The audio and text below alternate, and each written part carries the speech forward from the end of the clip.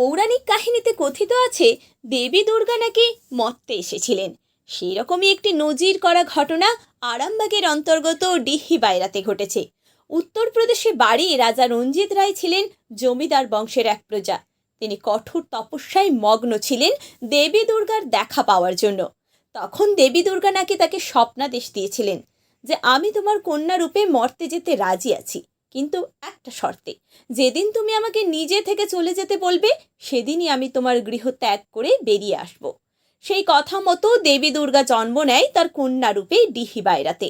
কিছুদিন যাবৎ মেয়েকে লালন পালন করে বড় করে তোলে। কিছুদিন এভাবেই কাটতে কাটতে রঞ্জিত রায় কিন্তু একদিন হঠাৎই একটা ঘটনা ঘটিয়ে ফেলল নিজের অজান্তেই। রাজা রঞ্জিত রায় তার কাজকর্মে প্রচুর ব্যস্ত ছিলেন। সে অবস্থায় মেয়ে এসে বায়না ধরেছিল কোথাও একটি চলে যাবে বলে, কিন্তু তার কথা সে অবস্থায় শোনা সম্ভব হয়নি রঞ্জিত রায়ের। বলে তুমি এখন চলে যা। সেইটাই রাজা রঞ্জিত রায়ের শেষ কথা ছিল, এবং রাজা রঞ্জিত রায়ও জানতো না যে তার মেয়ে সত্যিই চলে যাবে, তাকে আর কোনোদিনও দেখা হবে না। তখন দেবী দুর্গা রঞ্জিত রায়ের কন্যা রূপে দিঘির পাড়ে একটি শাখা বিক্রেতার কাছে যায়। সে বলে আমাকে শাখা পলা দিন, পরব। তখন শাখা বিক্রেতা বলে তুমি তো বিবাহিত নও, তাহলে তুমি কেন পরবে শাখা? তখন বলে তোমাকে দিতে বলছি, দাও তো বাপু, তুমি দাও। তখন শাখা বিক্রেতা তাকে শাখা পরিয়ে দেয়। যেহেতু সে শাখা পরেছে তাহলে তাকে মূল্য দিতে হবে। সেই অবস্থায় দেবী দুর্গার কাছে তখন পয়সা ছিল না। তখন শাখা বিক্রেতাকে বলল, দুর্গা, আমি রাজা রঞ্জিত রায়ের মেয়ে। তুমি আমার বাড়ির পশ্চিমের পূর্ব দিকে একটি কৌটো আছে, সেই কৌটো থেকে তোমার মূল্য যতটুকু সেই পয়সা নিয়ে তুমি চলে আসবে। তখন সেই রীতিমতো তাদের বাড়ি যায় সেই শাখা বিক্রেতাটি। রঞ্জিত রায়কে কথাটি বললে রঞ্জিত রায় তার কথা বিশ্বাস করতে চাইছিল না। তখন বলে চলো আমার মেয়েকে দেখাবে, চলো কেমন শাখা পড়েছে সে। তখন শাখা বিক্রেতা তাকে ঠিক দিঘির পাড়েতে নিয়ে আসে যেখানে দুর্গা শাখাটি পড়েছিল। এসে দেখলো যে মেয়েটি কোথাও দেখতে পাওয়া যাচ্ছে না। তাকে চারিদিকে খোঁজাখুঁজি করার পর তখন শাখা বিক্রেতা কাকুতি মিনতি করে বসে যে মা তুমি দেখা দাও, কোথায় আছো? তার পরবর্তীতেই ঘটে সেই অলৌকিক ঘটনাটি। ঠিক দিঘির পাড়ের মাঝখান থেকে দেবী দুর্গার 10টি হাত উঠে এসেছিল, কিন্তু মুখটি দেখতে পাওয়া যায়নি। সেই দেখে রাজা রঞ্জিত রায় বলেছিল যে মা, তোমার নামকরণ করেই এখানে দিঘির মেলা শুরু হবে। সেই থেকেই 800 বছর ধরে চলছে এই দিঘির মেলা। শুধুমাত্র আরামবাগের মানুষ নয়, আরামবাগের বাইরেও বিভিন্ন জায়গা থেকে মানুষের সমাগম ঘটে এখানে।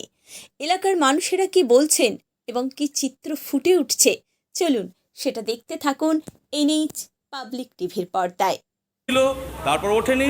রাজা রণজিৎ রায় এসে গলায় কাপড় দিয়ে বলেছিল যে মা তুমি কেমন শাঁখা পড়েছো দেখি। আজকের দিনই মা দিদিতে 10 হাত তুলে দেখিয়েছিল। সেই দিনটা থেকেই রাজা রণজিৎ রায় মায়ের এখানে পুজো স্থাপন করে গেছে আর মেলা শুরু হয়েছে।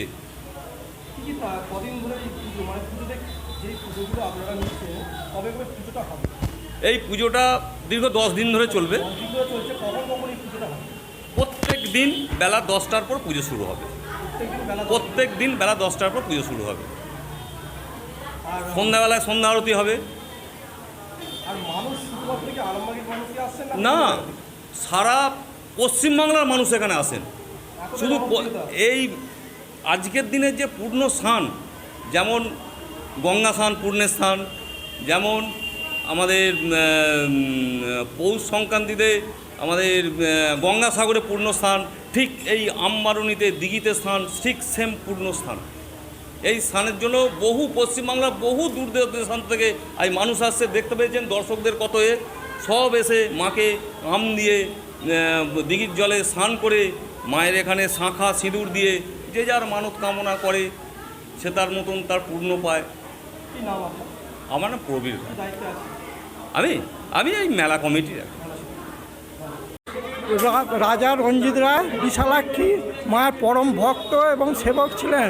সেই জন্যই মায়ের করুণায় তিনি বলেছিলেন, মা নিজেই বলেছিল যে আমি তোমার কন্যা হয়ে জন্মাবো একটা শর্তে, যখন আমাকে বিরক্ত হয়ে কোনো দিন চলে যাওয়ার নির্দেশ করবে, আমি তাহলে তোমার সেই দিনই বাড়ি থেকে ছেড়ে চলে আসবো।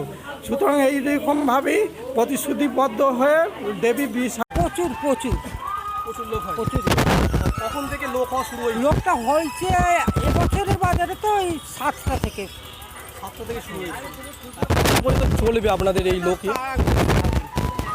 সন্ধ্যে পর্যন্ত 10 দিন একদম টানা। কেমন সকাল থেকে কেমন ভিড় দেখছেন বা কেমন বিক্রি হচ্ছে? এখানে বিক্রি ভিড় একদম সব দিকে, এবং সবাই একতা হয়ে আমাদের এখানটাতে একদম সুষ্ঠুভাবে মায়ের পুজোটাকে আমরা করে এই মেলা চলে 10 দিন। 6 তারিখ আগামী 14 তারিখ পর্যন্ত মেলাটি চলছে। বৈশাখ কি নাম দেবো আপনার? উৎপল রায়, কোথায় বাড়ি আপনার? চাঁদ সিট, বাতাসা। এছাড়া অন্য কোনো ভ্যারাইটি সেখানে রাখা যাবে না।